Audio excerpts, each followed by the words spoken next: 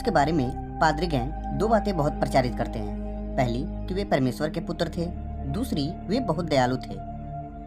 सबसे पहले हम पहली बात पे नजर डालते हैं। जैसा कि बाइबल के मैथ्यू 3:17 में लिखा है कि बाइबल के परमेश्वर यहोवा ने खुद आकाशवाणी करके यह कहा कि यह जीसस मेरा पुत्र है और मैं इससे बहुत प्रसन्न हूँ।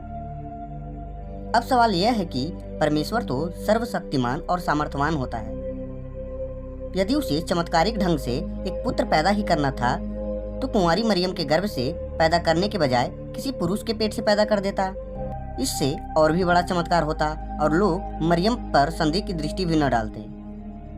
अब एक कुंवारी लड़की के गर्भ से पैदा करने से हानि यह हुई कि लोगों को यह चमत्कार कम और व्यभिचार अधिक लगता है।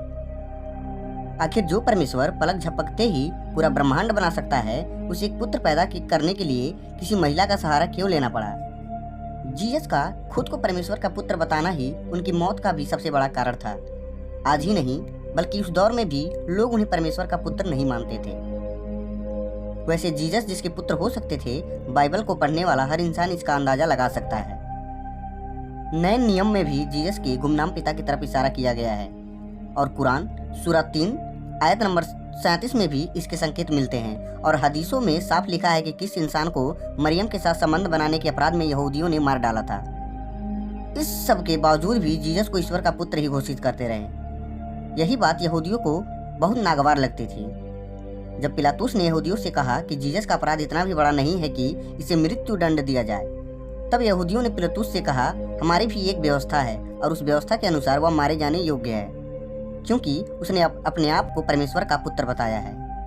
अब आश्चर्य की बात यह है कि जिस बात को 2000 साल पहले जीसस के समकालीन यहूदियों ने मानने से इनकार कर दिया था, धूर्त पादरी वही बात आज विज्ञान के युग में हमसे मनवाने का प्रयास करते हैं। अब आते हैं पादरियों की दूसरी कहानी पर कि जीसस बड़े दयालु थे। तो इसी बाइबल में जीसस ने अपने चेलों से कहा कि तुम अपने कपड़े बेचकर तलवार खरीद लो। अब जाहिर सी बात है कि जीसस तलवार सब्जी काटने के लिए तो खरीदवा नहीं रहे थे, जरूर गैर ईसाइयों को मारने काटने के लिए ही तलवार खरीदवा रहे होंगे। पादरी कहते हैं कि जीसस इतने दयालु थे कि जिन लोगों ने उन्हें क्रॉस पर लटकाया उनके लिए भी वह ईश्वर से प्रार्थना कर रहे थे। असल में बाइबल में लिखा है कि यीशु ने कहा, हे पिता इन्हें क्षमा कर, क्योंकि ये नहीं जानते कि ये क्या कर रहे हैं। इस वचन का भरपूर प्रचार करके पादरी कहते हैं कि जीसस कितने बड़े दयावान थे। लेकिन इसी बाइबल के लूका 19:27 में जीसस ने कहा है, परंतु मेरे उन दुश्मनों को जो नहीं चाहते थे कि मैं उन पर राज्य करूं, उनको लाकर मेरे सामने मार डालो। जीसस की दयालुता का पता इससे भी पता चलता है कि वे यह कहते थे कि मैं केवल यहूदियों के मार्गदर्शन के लिए आया हूँ। साथ ही गैर यहूदियों को कुत्ता भी कहकर संबोधित करते थे। बाइबल के मैथ्यू चैप्टर 15 वर्ष नंबर 23 से लेकर 27 की कहानी के अनुसार एक बार एक गैर यहूदी महिला ने जीसस से अपनी पुत्री के लिए प्रार्थना करने को कहा। पहले तो जीसस ने अनसुना कर दिया, लेकिन जब उसके चेलों ने निवेदन किया तब जीसस ने कहा कि यहूदियों की रोटी लेकर कुत्तों अर्थात गैर यहूदियों के आगे डालना उचित नहीं।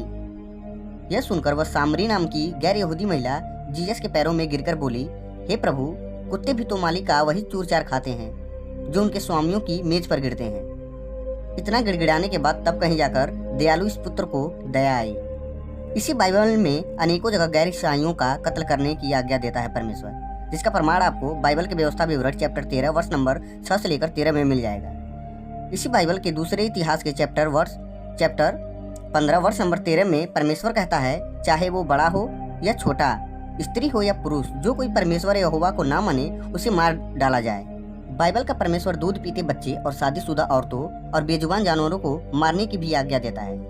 इसका भी प्रमाण आपको बाइबल के सैमुअल 1 के चैप्टर 15 वर्ष 3 में मिल जाएगा। बाइबल में आपको अनेकों परमेश्वर का वचन मिल जाएगा जिसमें परमेश्वर दूसरे धर्म के देवी देवताओं को पूजने वालों का कत्ल करने को कहता है। जो बाइबल के परमेश्वर पर विश्वास नहीं करते उनसे मित्रता करने से भी रोकता है और उनको नर्क में डालने की बात भी करता है। अब यह सब जानने के बाद भी कोई जीसस को परमेश्वर का पुत्र और दयालु कहता है तो मुझे लगता है जरूर उसने सस्ता वाला नशा करके बाइबल का अध्ययन किया हुआ है। वास्तव में आज भारत में जो लोग भी ईसाई बनकर बहुत जीसस का जाप कर रहे हैं, जीसस की नज़रों में उनकी भी वही इज्जत है जो उस सामरी महिला की थी।